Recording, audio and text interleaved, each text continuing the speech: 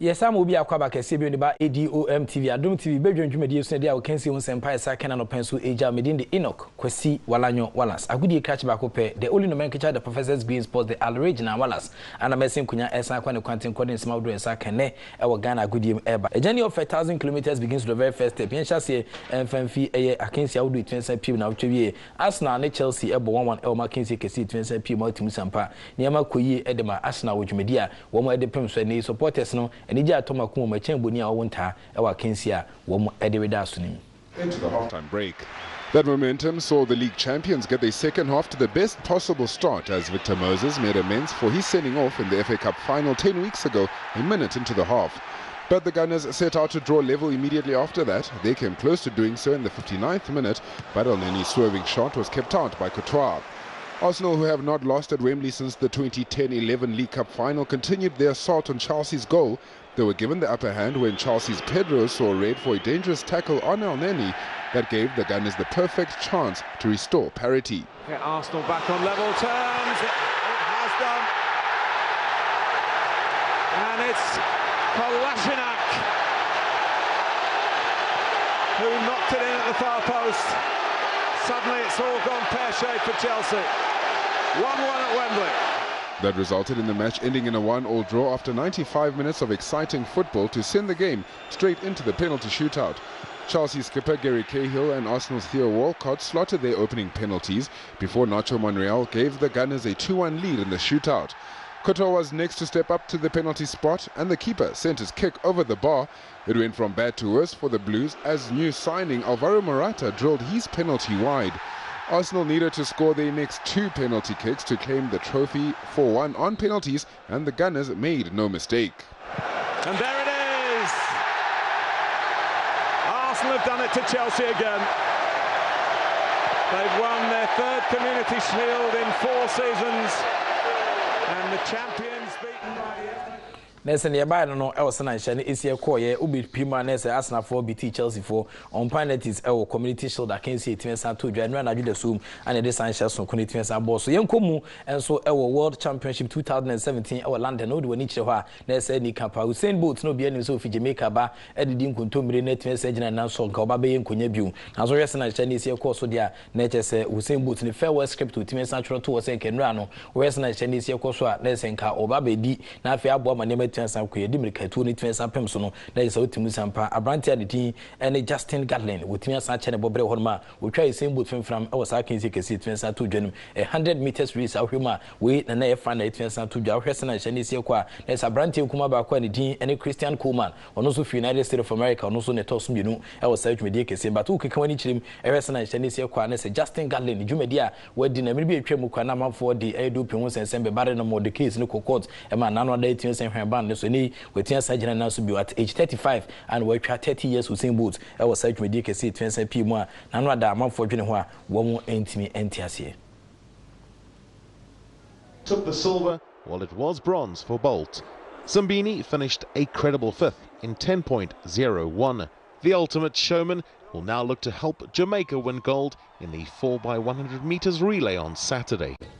Nessa Usain Bolt to rest and MIC course 100 meters and 200 meters therefore Bese 8 times near Olympic Games I can see one day what me Ekrobia which me to say but enra rest and Chinese here kwa nano ana jono Nessa Nyadia near Metens Kuye Cradmano our London Games at Tensa to Jaw to Musampa Usain Bolt second crow and third and what the proper and Pramajadia or that Jamaica for Nasi and then a girlfriend so Tensa Buano a man matches are many with Musampa send an MSC course will be able to do 30 years. Artists on also Kwajina Homenya Miadoma, you best say the China Fair. What's next for Usain Bolt, Media, and also a bit Puno.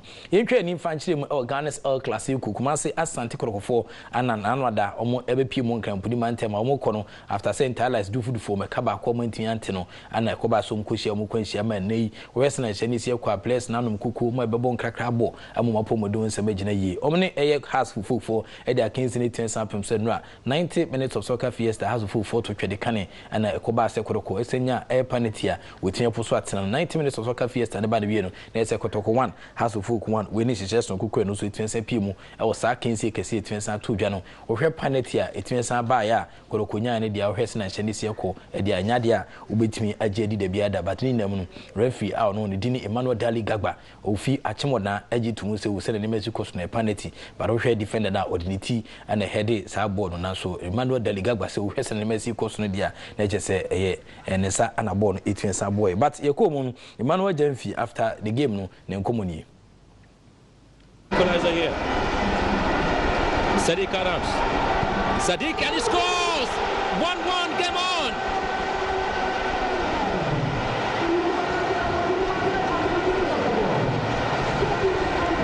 Well, there's a message and boy is dedicating the goal to Nessa Niabano no. Na yenko home team no na se nhwese na nema se so Steve Polak ana Kumasi Asante Kotoko wo mo head coach na nanoada wo hwa akwanhye twensa ba opra pa na crutches na moto mti na ba be weapon but ogija ni nyina to ekotran bench etimi chinchim na ntini from team sampa papa yi motivation of the man the place no na any can Steve Polak after the game na nkomo final lawyer. Maybe first half they had it a little bit. The second half before they scored, we had it under control. They had one break and they score. Then after they scored, we put pressure on again. So if you look at the chances first half, they had 2, we had 2. They've had 1 here. We had a penalty. Is it a penalty? It doesn't matter. The referees give a penalty. So I can say, was it or was it not? I have to say I'm proud of my players, the attitude that they showed today, especially in the second half. I knew the first half was going to take time after what happened, as you just mentioned, you know, to get into the game and to how we want to go. But, you know, I'm proud of them. Their attitude, their desire and passion to come back and to get a point. I'm very happy for what happened. And also I'd like to thank everybody here, the supporters. They was here in their hundreds and, you know, just keep on supporting us and we will get better. We know we will do because we draw to one of the best teams in Ghana. And so, you know, I'm pleased for that. Do you think this game prevented you, your absence prevented you from being your best in this game? Yeah. You know, I always think it's a mental thing, you know. I gave my players a motivation speech about a certain thing that happened many years ago. And at the end of the day, it's all about, do you want to do it? Now, people go out there physically or mentally. Do you know, your body is one. Your body, your mind and body is one. You can't say, am I physically tired or am I mentally tired? It's your body is tired or you're not. Yes, maybe 2.5 weeks not playing, it does maybe some players, but some players it doesn't. But like I said earlier, you know, the attitude was good, and to come back from 1-0 down, and I didn't think we was going to lose anyway when they scored, because before they scored, as I says, we controlled it a little bit in the second half.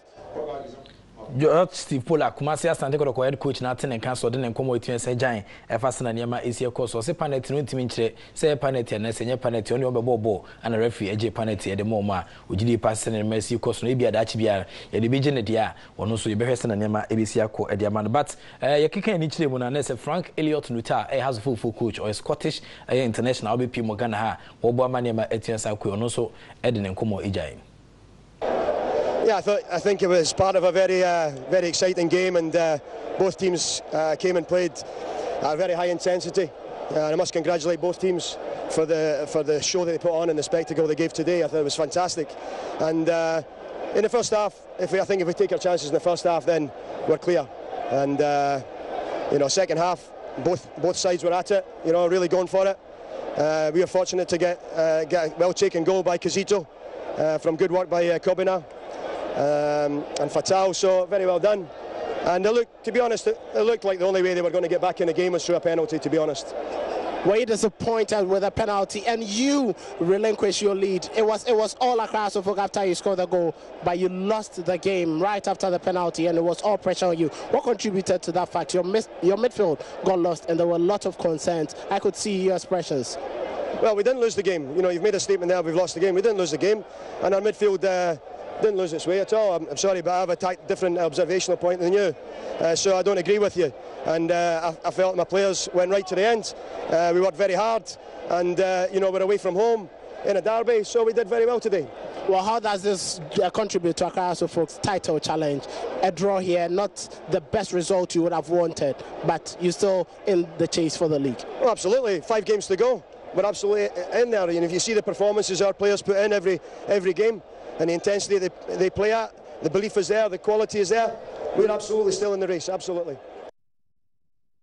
There's a way, and some and also 8 PM. Our can see 2 and I always say we produce at the need for a CBT and shoes up and Tina come out for 8 and Tribune, but unfortunately, no, Western and MSC Koswa and Yadi between Sababa Chen, so Mamma Kwame Kizito, 60th minute, no, and when you're open and the mark cross of folk and Wechino and a Sadiq Adams, and also 15 minutes to full time, and also Etikano with the penalty, and also Emma 90 minutes of soccer fiesta, 1-1. Emmanuel Jenfi and an air player on the farm, man of the match, I was asking. Kesia etimi etodwa ehonu mission no so ma me say table na sesa kakra Eduana Stars edas first still our league log no so with 44 points Wafa for the second with 43 points but Wafa one outstanding game to go across the folk for about 24 matches in the third with 40 points Kotoko for about 23 matches or one outstanding game and also or 36 points our Kings in that fourth position Mediama Eda Faith and also our 35 points and our face Brekum Chelsea Eda says with 33 points our Kings Mina Sharks the 7th with 33 points now face so Bechem United for the 8th with 32 points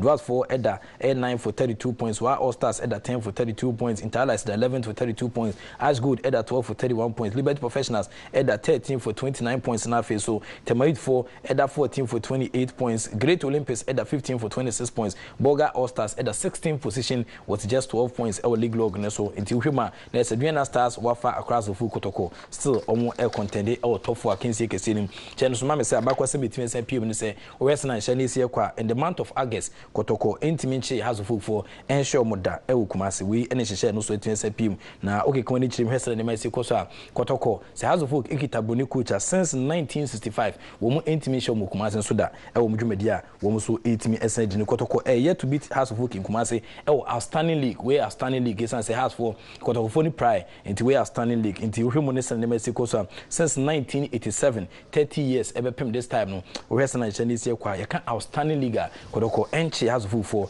ensibiri mu da ewu kumasi nyame adoma enkomo ebre wachira minya kwenya mesade aba ntiri be share bia already so na afia prepare ho Black Princess of Ghana enso campaign so kokura se bibi tian saboa emomanye sika ombetimi ede omani etian san kira kensi kese bitia sabo mu na mpemfo yese enkomo hwanim se emaiwa no bekoko pm ewu Ghana Ma Center Soccer of Excellence pram na omdia wosisi na etian pem so provisional list of 30 players and etian san pm bisabri sika taku sempo akapre panyo kra mai a bitia bo mama akwahye ma ho sisi na se ede ama 2018 FIFA World Cup akensi kese a Yami Adoma, Ebaso France between 7th and 26th of August 2018. We air Osema and also Etimi Atugana, away Jumedia, Igusi Jim. Yeka boxing 177. There's a Bukum boxing arena out when 18 Sanchez Wadia. There's a Ghana boxing authority, Omo president, Edin Kumoka Cretin Sajan, Fasten and Yama ACO, Edema Jumedia, Omo Egusu Dinura, Peter Zwenis, Ninkomoni. It's come in very handy for us, and we are grateful to former President John Mahama and the former Sports Minister Neil Vanderpoy and Ernest Thompson of SNIT for the yeoman's job that they did in making that dream a reality for us. The only snag we have with that is that we have two issues. When it rains, it's a problem, and would have wished that that would have been factored in when it was being constructed. The other thing is, it cannot accommodate all of us if there is a very big fight. And when I say a very big fight, I mean a very big fight. You know, we have a reputation in this country. When DK Poison fought Danny Lopez, 120,000 people thronged the Accra Sports Stadium to watch that fight. It's one of the biggest crowds, boxing records, you know. And so for us, it's a 5,000-seater. We realized when Dogbe fought the last time, for Chacon, that it was going to be a problem if we had much bigger fights. With the Dogbe fight, the place was filled to capacity, and we reckon that if we are bringing a world title fight here, you know, if we are having a big crowd pull up, possibly Bukum Banku against Bastille Sama on the 30th of September, we will not be able to stage that there, and that is our only worry. But otherwise, it's a very congenial atmosphere, and it's a good thing for us. Internet and Yabano, Peter's Wenis, a Ghana Boxing Authority, or president, nothing can say what they and I see some a pimso and nano pay what domitive Swin and say was in Penfoot, Fence Abo, my see, Bukum Boxing Arena, no, or my idea pa, Elwick Media, when we take the Abitian Samboma boxing sweating team, nothing time El Kruma. You need to Mr. Bocano, a Division 1. I can't see it Fence Abbas week 25, for Zone 1. There's a Glory Stars 3, Asna 0, Tamalite 1, Dark Horse 0, Techman City 3, RTU 2, and I feel Postman 3, Stephas 2, BA United 2, 11 Wonders U, Neil Salamena 2, and after Unity 1, Guan United 2, and after Kentampo 1. Uyemo Elzon 1, Hona, Ness Neil Salamena for the first with 46 points, and after so 11 Wonders for at the second with 45 points, BA United for the third with 43 points, and after Techman City at the fourth with 42 points, Unity FC for the fifth with 40 points. In the first 5 teams now, Hono, Okoma, Ness Zone 2, Samates for the Deportivo, Omo, so I can see no Deportivo for the Phillies, so between 10 apples, I can say Carella 4.